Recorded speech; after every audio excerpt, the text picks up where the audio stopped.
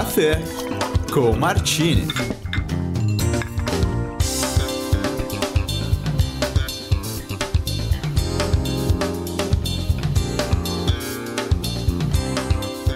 Olá pessoal, nós estamos aqui na localidade de Tinguité, no interior de Taquari. Estamos na casa do prefeito reeleito de Taquari, André Brito. André, nós estamos conversando com diversos prefeitos e eu tenho feito a mesma pergunta, uma questão inicial, para que você se apresente para aquelas pessoas que porventura não te conhecem. E eu te pergunto, quem é André Brito?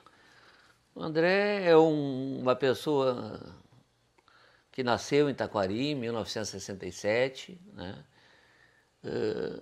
De uma família muito unida, né? Meu pai era construtor e minha mãe dona de casa, a minha mãe evangélica, né? Daquelas muito firme, né? Fervorosa, com muita fé. Eu estudei aqui na Escola Pereira Coruja, depois segui adiante, fiz o curso de gestão pública, estudo hoje educação física. Opa! Faço uma pós também em futebol, porque também já começo a preparar o meu futuro de saída, porque acho que tenho uma responsabilidade, se Deus assim permitir no futuro, né, de fazer um trabalho voluntário no sentido de envolver os nossos adolescentes e crianças no esporte. Me criei no samba, me criei na política desde cedo, né? Despertei essa política. Era uma criança de 9 anos que já insistia em casa para ir nos comícios, né? Peraí, tu com 9 anos já participava de comícios políticos. Pedia para me levar, para o meu pai e minha mãe levar nos comícios. Quem te influenciou na política? Lá na infância. Naquela época era um gosto, mas eu sempre ouvi dentro de casa, porque eu tive um tio-avô que foi um militante também, um dirigente partidário. Como é que era o nome dele? Roberto Clarimundo, da Conceição, do PTB, né? E eu ouvia sempre dentro de casa os meus avós, contando histórias sobre ele, e me chamava muito interessante, isso me marcou, que eu ouvia sempre, principalmente do meu pai, que o político tinha que ser igual ao tio Beto, honesto. Tio Beto. Tio Beto tinha que ser honesto sempre e ter lado, não estar trocando de partido toda hora, e cada momento estar no lado. Não ficar em cima do muro também. Isso eu sempre ouvi desde pequeno, e aí fui desenvolvendo esse gosto pela militância. Com 15 anos, ainda os dirigentes do PDT brincam, que eu já andava nas campanhas do Colares, né? Ao seu Colares. Fui construindo caminhos. Aí lá em 1985, às vezes também nós na juventude, no afã da juventude, também perdemos oportunidades. Na época fui convidado por um então professor de Direito da URGS a trabalhar com ele num banco, porque ele dizia que estava renascendo um caudilho aqui.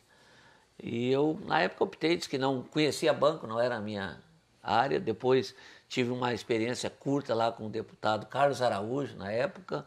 Fiquei uma semana e pouco e disse que vim embora para casa, fui pintar letreiro e segui um outro rumo.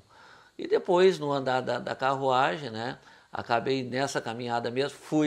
Também trabalhei em órgãos de imprensa, com 17, 18 anos, e tinha uma revista Comunidade aqui em Taquari, e eu era o guri que escrevia a página política.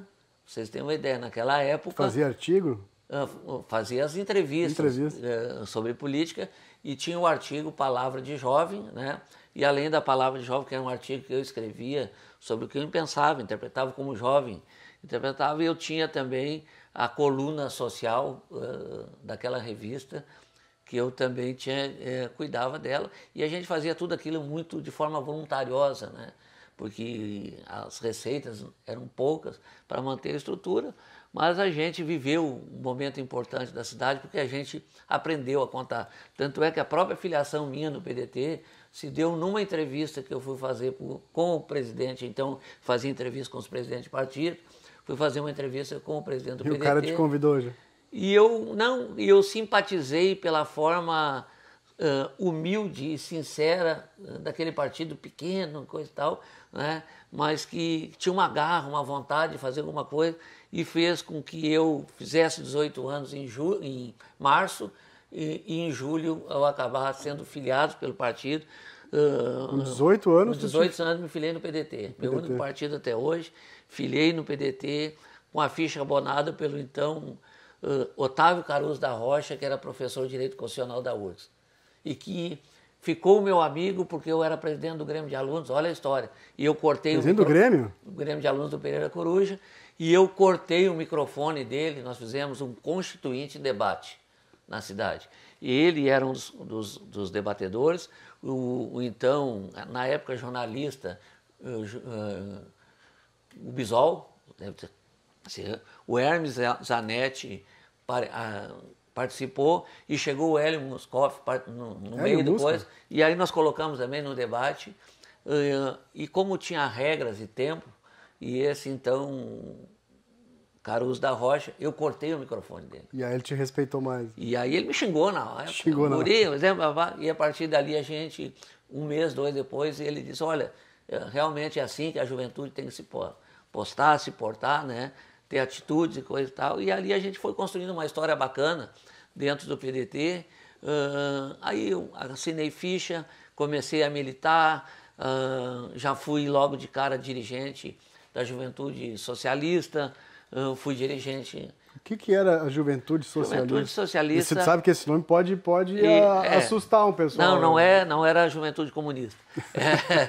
Mas era uma juventude que via a sociedade, como é que eu vou dizer assim, que o crescimento tinha que ser igualitário, né, e que também... E tem que ser, né? E as forças dos trabalhadores também deveriam ser respeitadas. Essa era a discussão maior da juventude socialista. São algumas bandeiras do PDT, né? Bandeiras básicas, né? Sim. Mas muito importantes. E ali nós fomos construindo a história e depois aconteceu uma situação, eu acabei virando dirigente do PDT, acabei virando presidente do PDT, uma questão também bastante importante. E dali o Colares era governador e eu fui chamado a ocupar um cargo no IAPD. O que é o IAPD? Era uma instituição da FEBEM que tinha na cidade. Da FEBEM. E aí... Hoje é fase, né? Isso. Naquele momento eu tive minhas... Tem um cachorro latindo aqui. Aqui nós temos 5 cachorros. Então, tem 5 cachorros. E alguns tu encontrou na enchente. Essa que está latindo é a nossa... Como é que é? Nós chamamos ela de vira-lata premium. Premium? Que nós encontramos ela na enchente e ela tomou conta tomou conta da casa. Tá. Né? Eu vou aproveitar que a gente fez uma pausa aqui, depois a gente vai retornar para a tua vida política, André. Eu queria saber como é que foi a tua infância. Tu tens irmãos? Tenho. O que tu fazia na infância? Quais eram as tuas brincadeiras? Tu já era um cara agitado assim e acelerado? Não, nós tivemos uma infância muito tranquila, né? Muito tranquila. Aqui, como é que chama o bairro aqui mesmo? Não, aí nós morávamos ali praticamente no centro da cidade. Né? Tá. As casas dos meus pais eram ali no centro da cidade. Nós tivemos uma infância tranquila, uma relação muito próxima, como é normal nas famílias, entre os primos, né?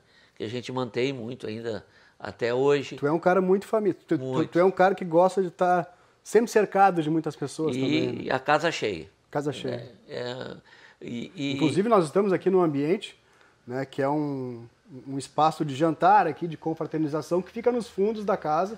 Uma casa toda vermelha e branca, o pessoal pode Colorado, né? verificar aqui que tudo remete ao internacional, né? Mas tu gosta muito de estar cercado de pessoas. Cercado de pessoas, a infância foi muito tranquila. Nós tínhamos grupos de amigos nossos, nós fazíamos reunião dançante nas garagens. Reunião dançante. Na época, era da época das reuniões dançantes. Os mais novos não sabem o que é reunião dançante. Não sabem o que é isso. Hoje perderam, né? Perderam isso. Com aqueles tocadiscos antigos, né? Te lembro? Mas foi uma infância tranquila, eu jogava futebol. Mas os meus irmãos ainda brincam que eu tinha uma ficção muito grande pela leitura. Leitura. Eu sou uma pessoa que deve ter lido mais de 200, 300 livros ou muito mais. Qual foi o teu primeiro livro, tu lembra? Olha Mas só. O que tu lia quando era pequeno? Tudo. Psicologia, filosofia, sociologia, Machado de Assis. Nós fomos para a praia na formatura do ensino fundamental. E o interessante é que nós levamos dinheiro e coisa. O que o André fez? Ele comia o mínimo possível para comprar a coleção do Dom Casmurro, que era aqueles livrinhos preto. A nossa cadelinha tá nervosa. Chama ela aqui. Vem cá, Dinguinha. Vem cá. Agora eles brigam entre eles. Nossa Senhora. Olha aqui, vocês estão vendo. É uma gangue. É uma gangue. Tá? Tu gosta de cachorro? Gosto de cachorro. Aqui em casa eles são Eles mandam aqui. Mando. São respeitados. Voltando aos livros. E aí Dom Casmurro. Dom Casmurro. Comprei a coleção toda. Né? Aquele eram uns livrinhos pretinhos, porque eu sempre gostei da leitura, mas eu lia tudo. Lia muito sobre política, gostava de ler sobre sociologia, filosofia, psicologia, né? Para entender o mundo, e eu cito isso sempre nas escolas quando eu vou. Quando a gente se remete aos livros, a gente se remete às novas experiências e a novos conhecimentos. Né? E, infelizmente, isso está sendo deixado um pouco de lado, né? Inclusive pela evolução tecnológica. Mas o livro... Mas é importante a leitura em papel, não só do livro, mas também do jornal, né? Até fazer um apelo aqui para os assinantes da Hora. Isso aí, livro, jornal, ali tu busca informação. Mas eu assim, sempre fui uma pessoa tranquila, da paz, nunca fui do conflito, da guerra. Acho que a construção é mais importante, mas é fundamental essas questões que eu fui criando esses lados. Eu era um cara até tímido, eu nem sabia. Quando criança? Eu não sabia se eu sabia falar, porque eu era meio, um pouco reservado. E aí quando um amigo meu, que hoje até médico, era filho de um promotor na cidade. Pode falar o nome se quiser. Jackson. É médico lá em Porto Alegre. Ele e o pai dele era do promotor da cidade, e ele disse, um grupo restrito eu falava sobre política, sobre ideologias. E ele disse, tu tem que ser nosso candidato a presidente do Grêmio. Eu disse, eu não sou para isso. Não, mas tu vai ser, papá. E aí eu comecei a falar, eu vi que eu sabia falar um pouquinho. E ganhamos a eleição com 80% dos votos. Isso, que idade tu tinha, né? Eu tinha 17 para 18 anos. Foi teu primeiro cargo eletivo? Eletivo. 80% dos votos. Tu foi reeleito agora com quanto? 81,76. Tá na média, então? Tá na média. Sim. Tchê, tu citou aqui o Alceu Colares, né? um dos grandes ícones aqui do teu partido no estado. E temos um ícone nacional, né? E tu me mostrou algumas fotos, a gente vai mostrando também no vídeo, fotos, né, com o Leonel de Moura Brizola. A tua relação, ele é uma das pessoas que mais te inspirou na política? Me inspira muito, principalmente. Te inspira ainda? Me inspira muito, principalmente pela questão da educação. Claro. Carro-chefe do Brizola. Carro-chefe. Não existe transformação do mundo e nem da sociedade sem uma educação de qualidade. E hoje, além de qualidade, ela tem que ser cada vez mais inovadora, para que esse aluno hoje que está tendo acesso às novas tecnologias tenha também essa vocação de querer estudar. Porque eu acho que estudar também é um pouco de vocação. E tem que ser atraente estudar também. Tem que ser atraente, tem que entrar nessa nova realidade, esse debate que eu tenho feito. Esses dias eu ainda brinquei na escola, na prefeitura, e eu ainda digo assim, às vezes o aluno é muito cobrado por ter a sua autodeterminação. E eu fui muito autodeterminado naquilo que eu queria. E nós temos que valorizar isso também. Nós não podemos querer transformar um aluno num objeto das nossas... Um robô? Um robô nosso. Entendeu? Então nós temos que dar essa oportunidade de crescer. Mas quando eu falo no Brizola, eu vejo o Brizola como esse grande propulsor. Algumas ideias, o mundo também evolui. E nós temos que evoluir. Né?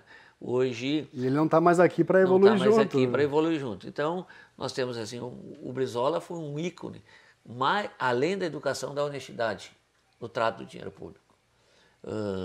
Por mais que tentasse investigar sobre a vida dele, não encontraram absolutamente nada de fogatório. Tem alguma passagem, tu conheceu ele por diversos momentos, né? Esteve com ele em diversos momentos. Tem alguma história curiosa que tu viveu com o Brizola? Eu não sei, até essa foto saiu daqui, eu estive uma vez no Hotel Plaza, quase 30 minutos, Porto Alegre, gravando ele, né?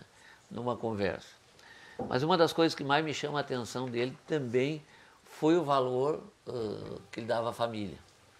Porque o político, às vezes, ele não tem tempo para a família. E quando ele comentou da história dele no palácio, de que ele pediu que a esposa fosse com os filhos, caso o palácio fosse bombardeado. Na legalidade? Na legalidade. E ela...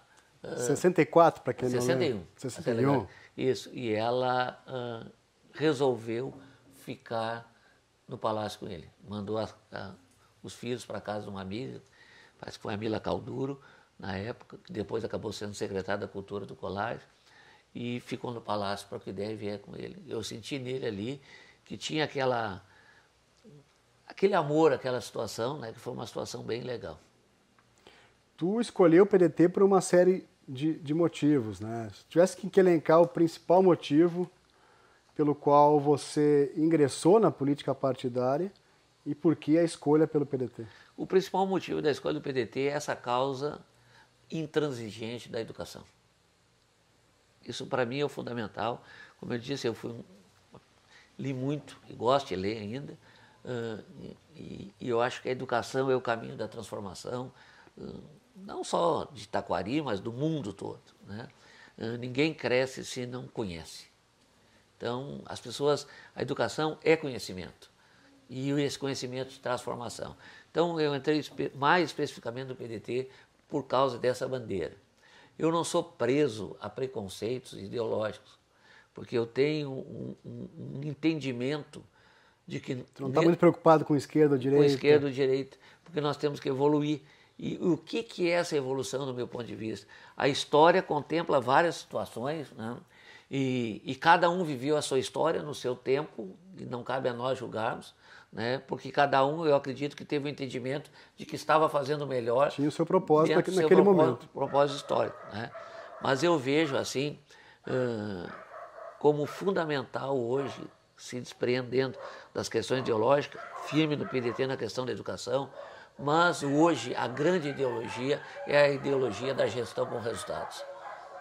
Os cachorros voltaram de novo. Os cachorros voltaram, estou com tudo. Né? 5 cachorros, né, André?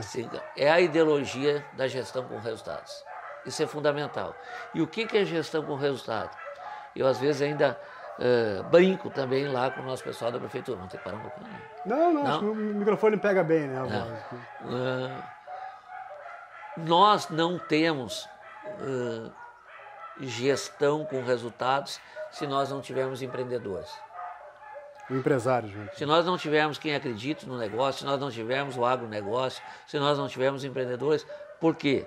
Porque além da questão social dos empregos que geram, tem a questão econômica que possibilita resolver os problemas sociais. Porque é através dos impostos gerados por eles que nós poderemos ofertar uma educação de melhor qualidade, uma saúde pública. Não há outro caminho. Então, é uma junção de fatores que faz essa gestão de resultados. Sim. Muitas pessoas falam, inclusive pessoas do PDT, que o partido... Aliás, isso não são as pessoas que falam, isso é um fato. O partido perdeu muita força nos últimos anos. E muitos falam que o partido pode ser extinto no futuro. Você acredita nessa possibilidade? Como você enxerga o PDT daqui a 5, 10 anos? Eu acredito que ele tem que se autorreciclar. E é possível se manter? Ainda é possível, mas tem que se adaptar à nova realidade, aos novos tempos que nós vivemos hoje. Isso não é tu se desligar dos teus princípios norteadores da vida pública. Eu vejo o maior princípio do PDT é a educação, mas tem que se reciclar. Eu vou te dar um exemplo. Eu fui a Santa Rosa e percorri a nossa 386, né? E a obra para todos os cantos. Rodovias sendo pavimentadas. E de que forma está acontecendo isso? Através dos pedágios da privatização desse espaço. Sim. Onde não tem isso, nós não vemos obra. Nós passamos por algumas áreas. Aleixo Rocha aqui. Aleixo Rocha, que é um exemplo aqui, um trecho que nós tentamos cortar caminho na ida, né, indo por Cruz Alta, e que a gente vê o asfalto em estado precário. Então nós temos que readaptar essa nova realidade. Bom, questão de valores, vamos discutir, é uma outra questão. Mas hoje nós não vamos conviver mais com estradas de qualidade. Se tu acha que algumas alas do PDT ainda resistem a privatizações? Sempre tem as questões ideológicas mais radicais. Mas nós que fizemos a gestão pública começamos a enxergar o conjunto das necessidades da sociedade. E quando tu começa a enxergar esse conjunto de necessidades, tu tem que ser muito pragmático, porque as pessoas querem respostas às suas demandas. Não tem mais como nós colocarmos vários caminhoneiros em risco de vida aqui nessa nossa 386 sem duplicação naquele trecho. Não tem. O Estado tem as condições financeiras? Não tem as condições financeiras. Dá um jeito. Então não tem. Assim como também acredito que também peca lá em cima quando joga muito recurso no sistema financeiro. Porque se nós pegarmos lá o nosso orçamento da União, e eu trabalhei muito com isso lá... Tu morou algum tempo em Brasília? Quase 8 anos. 8 anos. E lá o nosso orçamento da União, quase 50%, fica na mão do sistema financeiro, amortização, encargos da dívida, entendeu? Pagamento. Então isso tem que ser... Os bancos adoram. Feito uma mescla. Quando nós jogamos uma taxa de juros Selic aí de 12%, 13%, isso está tirando recursos, né, de investimento e colocando na mão do sistema financeiro. Então essas coisas, o que é ser esquerda, o que é ser direita, nós temos que ser pragmáticos nas discussões dos problemas que nós enfrentamos como país. Muito bom. Além da política, que claro, sempre norteou a tua vida, desde a infância, né, até hoje, tu tens outras 2 paixões, né, e são três paixões que movem com o brasileiro: a política, né, o futebol e o samba. Eu queria que você falasse um pouco mais da sua relação com o Internacional de Porto Alegre, com o futebol. Tu é desde sempre colorado ou já foi gremista? Sempre colorado, sempre colorado. Nem quando era pequenininho lá? Nunca fui. Pai e mãe são colorados também? Tudo. E nunca fui... Nunca pisou na arena no Olímpico? Esse meu filho que esteve aqui há pouco agora se batizou com a roupa do Inter. De vermelho. Com a roupa contrariando, inclusive, tem até as fotos ali. Se batizou com a roupa do Inter. Tem uma foto ali, tu, Figueroa e o Pontes. Pontes, que é o... Que é o terceiro jogador que mais vestiu a camiseta do Inter, que era zagueiro, que jogava ao lado do Figueroa. E mora aqui. E mora aqui em Taquari e está sempre aqui também nesse espaço. Nós estamos fazendo as nossas... É teu amigo? Meu irmão. Como é que é a tua relação com o Inter? Eu sou um apaixonado pelo Inter. Me sinto muito feliz de estar dentro do Beira-Rio. Sinto com a minha casa. Se vocês olharem agora, não está mais aqui. Acho que há 3, 4 anos atrás, inclusive, participei da campanha publicitária do Inter. Eu tenho a foto, depois eu vou colocar a foto no programa também. Participei. Mas me passaram ela aqui. E quando eu estou no Beira-Rio, eu saio de mim. Tá? O que é sair de ti? Saio de mim, ali eu só enxergo o Inter, brigo se o Inter... Tu deixa ele ser aquele cara calmo? Não, na beira de qualquer campo. Aqui do Pinheiros eu também não sou um cara calmo. O futebol mexe com o teu? Eu sou um torcedor, e um torcedor fanático, e um torcedor que quer vencer. Entendeu? Quinta-feira nós temos jogo aqui. Temos Juventude de Caxias contra o Pinheiros. Quem vai estar lá na beira da tela gritando? Eu vou estar. O prefeito? Vai estar. O prefeito... E o prefeito pode brigar com os outros? Eu vou contar uma história, então. Por favor. Nem sei se é tão boa. Agora vai. Tem a Copa Taquari, que vai ter, inclusive, agora em janeiro, que reúne mais de 60 equipes. E aí tinha uma partida de futebol aqui, da nossa equipe aqui do Pinheiros Dutra, contra um time de Cruz Alta. E eu enlouquecido na beira do campo. Enlouquecido? Enlouquecido. Tá? E chegou um torcedor de lá e disse assim, mas o prefeito gritando na beira do campo. Eu está gritando na beira do campo, e eu vou te dar um conselho. Pede para o teu prefeito ou a tua prefeita vir gritar também na beira do campo para você, para dar entusiasmo para essa gente. E aí depois, no outro ano, vieram me apresentar um visitante de Cruz Alta. O senhor está famoso lá, hein? Diz que o senhor briga na beira do campo. Eu brigo na beira do campo pelo meu time. Ficou famoso. Eu digo porque nós temos que aprender a lutar por aquele que nós acreditamos e sonhamos. E quando eu estou na beira do campo torcendo por um time de futebol do meu coração, eu sou um torcedor. Ali eu não sou o prefeito. Sou prefeito também, mas sou o prefeito torcedor. Teu melhor momento com o Internacional, tu lembra? Alguma história mais curiosa? Eu vou te contar então quando o Inter for campeão mundial. Vai. Não tenho boas lembranças, Eu né? sei que tu não gosta disso. O Inter campeão mundial e nós fomos recebê-lo. Saíram do Salgado Filho e vieram pela Farrapos em direção ao Beira-Rio. Eu corri 4 quilômetros. Tu correu? Na Farrapos, ao lado do caminhão dos bombeiros? Aqui. Correndo. Fernandão lá em cima? Perdi Fernandão, tudo lá em cima. Tamanha paixão. Que bacana. Foi até o Beira-Rio também, né? Aí não deu tempo, não tinha mais perto. Mas foi muito legal. Sim. O teu filho joga futebol também? Tem uma relação com o futebol também? Tem uma relação com o futebol. Me contaram uma história aí que vocês foram fazer um teste no Palmeiras. Isso, fomos lá no Palmeiras. Como é que foi essa história? Muito legal. Antes de ser prefeito, hein? Eu era...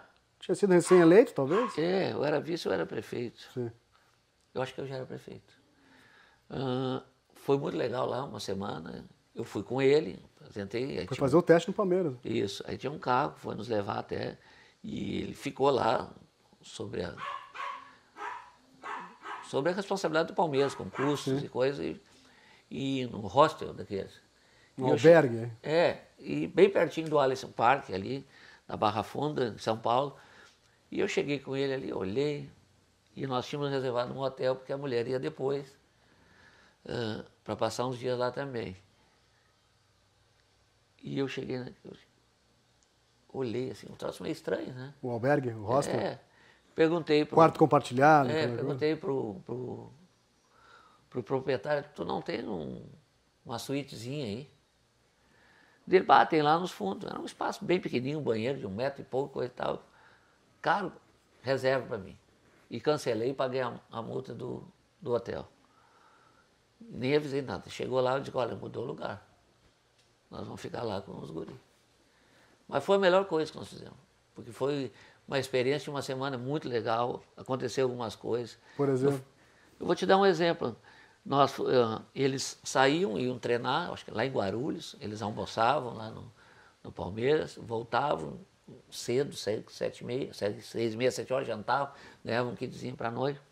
E nós, almoçando lá, tem um Bourbon Shopping, bem pertinho também, fomos naquele Bourbon, e a mulher disse, André, aqueles guri, nós comendo aqui, aqueles guri, sem ter o comer. Ela disse, já olhei lá, tem uma cozinha. Nós assumimos aqueles guri uma semana, 10 horas da noite, tinha janta para eles. E aí foi para todo mundo. Tu fazia janta para todo mundo? Pegamos um fogão e foi uma felicidade maior daquela gurizada. Eles comiam e virou uma festa. Tu ficou uma semana cozinhando para os atletas? Né? Não foi esse o propósito que nós fomos. Mas como nós chegamos lá, dissemos, vamos para os restaurantes e eles não vão comer a mesma coisa, então vamos comer todo mundo igual. Pô, que bacana. Foi muito legal. E aqui tem uma outra paixão tua, né? Que é a cozinha. Né? Com todo mundo, com as pessoas que eu falei que te conhecem, todas foram unânimes em afirmar que tu tens uma vocação aí para realizar eventos, né, para receber pessoas e especialmente para cozinhar para as pessoas. Isso vem de casa também? Não, isso faz mais de 20 anos. Começou... Como é que começou essa tua vocação? Começou no voluntariado. Cozinhando nas festas. Festa comunitária? As festas comunitárias e virou negócio. Há mais de 20 anos. Eu e minha esposa, a gente Virou um negócio? Hoje é negócio, sim. Hoje a gente tem um mercado consolidado, né? De buffet de eventos. Nós trabalhamos todo sábado e domingo. Tu trabalha todo sábado e domingo? Sábado e domingo, sexta. Agora, ainda há pouco, nós estávamos conversando. Por exemplo, quinto, o Juventude de Caxias vem jogar aqui. Ele já A gente não faz isso, mas quando é para futebol a gente faz. A gente vai servir almoço e janta para eles. Não é o nosso métier, mas pela paixão que a gente tem no futebol. Abre uma exceção, né? E a gente sempre diz, todos esses guris são como filhos nossos. Né? Ontem ainda eu vi que ficou 2 guris perdidos aí no campeonato municipal, era meia-noite, peguei o carro e fui levar longe daqui. Porque a gente tem um filho também que é filho único ou tu tens? Não, tem mais 2 meninas. Mais 2 meninas? Eu tenho 2 e a Andréia tem um casal. Mas são todos mais velhos. Nossa. Quantos filhos enteados tem? 5. 5? Mais 5 cachorros? Mais 5 cachorros. Chegou a ter 7 cachorros. Chegou a ter 7 cachorros. E a gente trabalha nisso aqui. E aqui nesse canto é o meu canto que eu cozinho para os amigos. Então você diz assim, tem uma turma... É toda semana? Toda semana tem essa turma dos mais velhos. Tem quinta-feira, tem a chamada Turma da Barbearia do João. Turma da Barbearia do João. Aí é só uma gurizada. Tem de 15 a 30. Tu é o mais velho, né? Eu sou o vô. O vô André. E ele já às quintas-feiras, quinta-feira nós não estávamos aqui, estávamos lá em Lajeado, inclusive no aniversário de um sobrinho neto, e eles já entram e tomam conta da casa. E fazem aqui esses fundos estão abertos, é para ele. Essa casa vermelha e branca aqui. Vermelha e branca, as cores do nosso saudoso Colorado. Tu pintou ela em homenagem ao Inter? Ao Inter. Não é o carro é vermelho? Tu não carro é vermelho, é verdade. A cadeira é vermelha. Tudo. É o Inter. Tá bom. E o samba? O samba Aliás, nós vamos mostrar agora umas fotos do André de porta-bandeira. Não, mestre sala.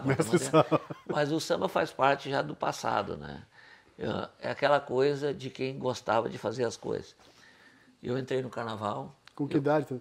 Com 17 também, para 18. Taquari tem uma ligação forte com o carnaval, né? Eu tinha uma escola de samba em 1985. Esse cachorro é o Tinga? Esse é a Tinguinha. Uhum. Tinga? Tinguinha. Chama Tinga, então. Vem, Tinguinha. Vem cá. Tinguinha, vem. Gostou dele? Vem. Gostou do Li? Vem. Tinga em homenagem ao... Não, porque tinha os pinguinhos, aí botaram o nome dela de Tinguinha, ficou. Ah, eu achei que era em homenagem ao Tinga do Inter. Essa é a nossa vira-lata prêmio. Tomou conta da casa. Essa veio. Mas voltando, então, como é que tu entrou no mundo do samba? Em 1918 anos. Tinha uma escola de samba aqui. Como é que chamava? Irmãos da OPA. Irmãos? Da OPA. Da OPA? Irmãos da OPA. O que é OPA? OPA era a turma do Trago, da época. Os irmãos do Trago, então. E ela é de 1957, essa escola. Existe ainda? Existe, tem sede própria, tudo. Que bacana. E ela tinha parado de sair no carnaval. E a minha família era mais até batuta da outra turma. Mais batutas da orgia. Que é a rival, digamos que seria a rival. Mas eu fui para lá formar uma comissão de 5. Quais são as cores dessa escola de samba? Verde, vermelho. Não tem azul? Não tem azul. E aí nós resolvemos colocar aquela escola na rua, formamos aquela escola. E aí eu fui seguindo, acabei sendo vice-presidente, tesoureiro, fui presidente 3 vezes. Faltava mestre-sala, eu que me vestia e ia. Faltava... Porta-bandeira é sempre mulher, né? Isso? Sempre mulher. Desculpa meu erro, eu não sou... Faltava passeio, sempre ia. Tem histórias assim, nós fizemos carro alegórico em 2, 3 horas para contentar tá certo que caiu do carro. Caiu do carro? Tu caiu do carro? Não, essa pessoa. E assim nós foi sendo construído, tem uma sede própria, teve um grupo de voluntários muito legal, sabe? Era uma família. E tu sambava? Sambava, mas eu era dos mais jovens daquela família. Tu ainda samba? Não, hoje... Tem como mostrar pra gente? Não, já passou. Já passou? Tô até duro. Não toca. Os quadril nem se mexe mais. E o pandeiro? Também lá dentro. Parou tudo? Às vezes eu faço uma cubaninha e coisa nas festas, assim, que eu Depois chego. de uma cervejinha, né? Não, não bebo. Não bebe? Raramente. Zero? Praticamente zero. Coisa boa. Então não os outros bebem e tu cozinha? Aqui, fazem aqui e eu não bebo. Uns tomam vinho, outros tomam cerveja, então eu... Sim. Tu participou de algum desfile maior de carnaval, algo como... Participei em Porto Alegre. Porto Alegre? Muito tempo. Por qual escola, né? A Imperatriz Dona Leopoldina, nós tínhamos uma grande relação, inclusive de amizade pessoal. Eu fui, inclusive, para dentro do barracão. Nós tivemos história bonita. Viveu o samba mesmo? Vivi o samba. Foi um momento importante, mas como... O que parou, então? Deu. Cansou? Deu. É que tem coisas que complicam muito nessa relação. Por quê? Que não são coisas que não dá, entendeu? Só quem viveu essa história sabe. É muito bonito para aqueles que praticam com o coração, só com o coração. Sim. Mas às vezes envolve algumas coisas que extrapolam o limite da tolerância, né? E aí tu optou por... Eu fui parando, fui seguindo o meu caminho, fui para Brasília, construindo uma nova história e assim a gente foi indo. Sobre Brasília, a gente fala da política muito cedo na tua vida, né? Até de forma profissional. Antes de entrar para a política, tu trabalhou em algum outro local? O que tu fez? Cara, eu vou te dizer assim, além disso... Onde tu já trabalhou, né? Olha aqui, eu era um craque em pintura de letreiro. Pois é, tu falou que quando voltou de Porto Alegre... Fui pintor de letreiro, um bom tempo. Quanto tempo? Uns 2, 3 anos. Trabalhei em RH... Era meio do mundo, assim. Fazia um pouco aqui, um pouco ali. Trabalhei em RH um bom tempo. Eu tive sempre uma facilidade muito boa em matemática. Em cálculos e coisa e tal. E às vezes proporcionava algumas coisas boas. Brasília na tua vida, eu sei que tu passou aí quase uma década em Brasília. Como surgiu essa oportunidade? O que tu aprendeu lá em Brasília? Alguns fatos curiosos que tu viveu lá. Na verdade. Que de certa forma influenciam hoje na tua carreira aí como prefeito da cidade. Como Brasília é consequência de Porto Alegre. Porque aí foi em 1994, então o deputado Vieira da Cunha se elege deputado estadual e me convida para ir trabalhar com ele. Tens uma relação próxima do Vieira. E aí nós estabelecemos uma relação muito próxima de trabalho e vou te dizer assim, ó, quando se fala que política é séria, não é séria, coisa e tal, é um homem corretíssimo. E que depois me convidou para ir para Brasília. E dentro dessa forma correta, ele fez eu aprender uma área que eu ainda não conhecia, que era orçamento público. E eu fiquei 50 dias lá estudando. E depois comecei a andar. Mas é um outro mundo, é uma outra realidade muito diferente nossa. Brasília. É um universo paralelo lá. É um universo paralelo, é um outro mundo. É uma realidade totalmente diferente, né? Eu digo assim, é uma... Tem que andar de terno e gravata? Eu sempre fui um cara rebelde a isso. Eu nunca mudei muito, eu usava terno e gravata quando tinha que entrar no plenário. Sim. Senão, em dia de sessão, né? Tem que... senão o terno e gravata ficava no armário. No armário. Porque o terno e a gravata, até que ponto hoje simbolizam o cuidado ao povo. isso. A honestidade, a integridade. Aquilo que a gente espera do político. Por que eu tenho que andar de terno e gravata para dizer que eu sou bom? Eu acho que isso é um grande problema. Usava lá por livre obrigação, então. Só por necessidade. Só por necessidade. E aí eu te digo o seguinte, e esse mundo hoje precisa se despir um pouco disso. Porque nós temos uma geração que vem atrás e que nós somos espelhos e exemplos para eles. As nossas atitudes. Eu digo assim que eu fico magoado quando eu ouço de uma geração mais nova que o político tem que ser corrupto. Tem que ser corrupto. Ou é corrupto. Sim, sim. Porque tu cria a Generaliza ideia, tudo, né? entendeu? De que essa geração vai chegar lá com a ideia de que isso é normal. Não, isso não é o normal. Ou não vai querer participar. Ou não vai participar. Isso é o anormal. Sim.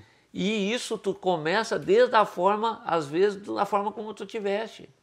Se eu sou um cara que vivi com a gravata e coisa sempre, tudo bem. Agora, porque eu cheguei a um cargo tal, eu tenho que usar gravata, eu tenho que mudar a minha forma de vestir, sim, não tem cabimento. Claro, depende do evento, formalidade, tudo bem, a gente até entende, né? Se o evento se a formalidade do evento te impõe, aí tu tem que cumprir. É uma coisa, né? Entendeu? Mas transformar aquilo numa rotina de vida pelo cargo que tu tem é um absurdo, né? Sim. Porque quando na sociedade sabe qual é a roupa e o terno que o povo espera de ti, é no mínimo da coerência e da honestidade. Essa é a roupa que o povo quer. E uma sandália, né? Pode ser sandália, de pé no chão, às vezes, como eu ando na prefeitura. E eu digo para eles, vocês não falam mal de mim só porque eu sou prefeito.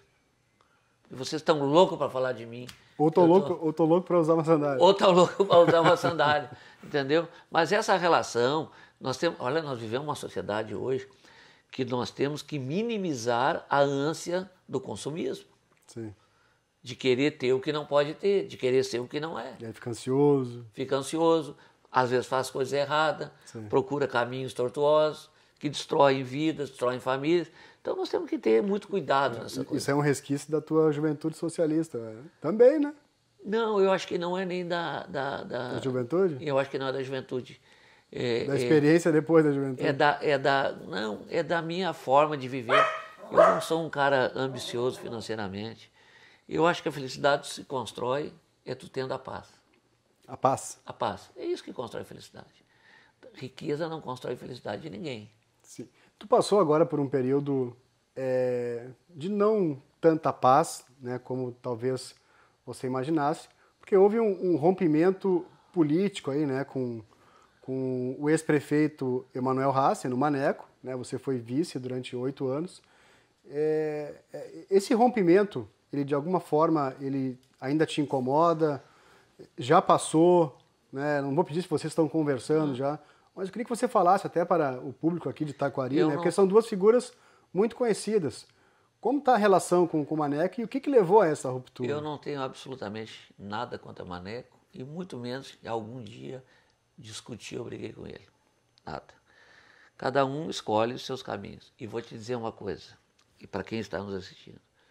Eu sou um homem de fé, que acredito muito em Deus. Você é um cara muito religioso, né? E sou muito religioso.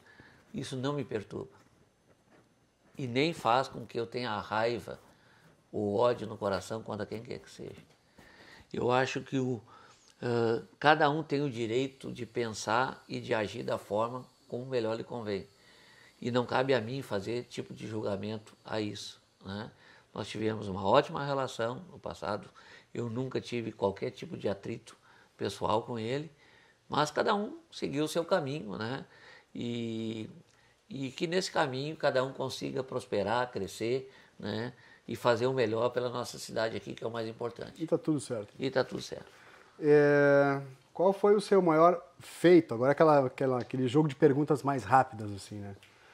Qual o seu maior feito dentro da prefeitura, como prefeito? Foi dar tranquilidade nas relações com a sociedade. Muito bom. E o seu maior erro na prefeitura? E o meu maior erro na prefeitura, não diria nem na prefeitura. Eu, inclusive, já falei esse dia, foi não ter criado o conselho. Conselho? De gestão. E esse conselho de gestão, eu vejo que pode ser o pontapé para várias ações. Inclusive, vai criar agora? Vou criar, inclusive nessa visita de Santa Rosa, quando eu vi a FenaSoja e vi 600 pessoas envolvidas e 32 comissões, cada uma com seu presidente, através de uma comissão maior, eu vi que esse conselho pode funcionar. Nós fizemos uma edição aqui porque ela não veio tão fácil aqui pro colo. Prefeito. Agora sim, agora vai lá. Pronto. Gostou dele. A sua maior decepção à frente da prefeitura? Ou como um agente da política? Eu não tenho decepção da política, acho que a política tem que ser modificada. A minha maior decepção é quando vejo as pessoas não tendo suas demandas atendidas. Quando nós não conseguimos, até por questões orçamentárias, financeiras, né? E quando eu vejo também que os demais poderes não conseguem enxergar a realidade do mundo que nós vivemos aqui embaixo. Isso me decepciona e entristece muito. Os demais poderes seriam? O Estado, a União, que às vezes não enxergam. O município. Não é nem o município, as pessoas. Nós conseguimos identificar as necessidades das pessoas. Eu agora saí do supermercado e encontrei uma senhora com a mão precisando de fisioterapia. Mas nesse momento, e eu vou te falar aqui nisso, Sim. E essa semana eu falei com o Cristiano lá no Bruno Bordo, e ele me disse que não tem teto MAC mais para continuar os atendimentos, que só em Itaquari tem 14, eu cobrando de uma senhora que está desde julho esperando o atendimento com carcinoma maligno. Então essas coisas decepcionam quando eu não vejo, e não vejo o poder na mão de dizer o seguinte, ó, eu tenho o poder de resolver a situação e que não está na minha mão. Qual a sua principal esperança à frente do Executivo? A minha principal esperança é deixar um legado de grandes obras agora. Nós já fizemos, eu sou muito adepto do planejamento estratégico dos próximos 4 anos. Eu me escondi esses dias na prefeitura. Escondeu? Me escondi, porque aí, para poder trabalhar, né? E ali defini algumas coisas para levar para esse grupo. Mas tu te escondeu de quem? Da população. Da população. Porque, sim, para eu poder fazer isso. Né? Porque eu tenho é uma questão minha. Tem que planejar. Planejar. E se as pessoas estão lá também, só se eu não souber, de atender. Entendeu? Então eu tenho que conseguir conectar essas duas coisas. Então fui lá, me tranquei, cheguei meio-dia, não almocei. Que aí eu entro meio-dia, vou ficar até as 2h30, depois volto ao normal.